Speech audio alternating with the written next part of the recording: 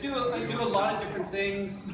My background really is in trying to understand visual processing, trying to understand how we look at the world and perceive the world and understand the world around us.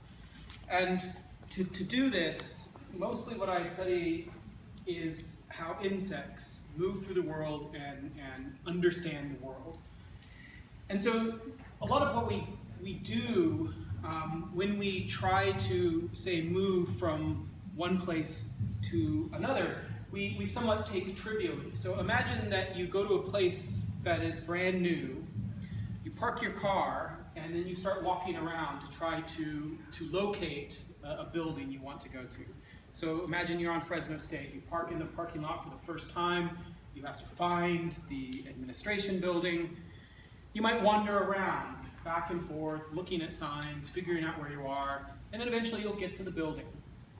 So what happens when you leave that building? You could probably go straight back to your car. No problem.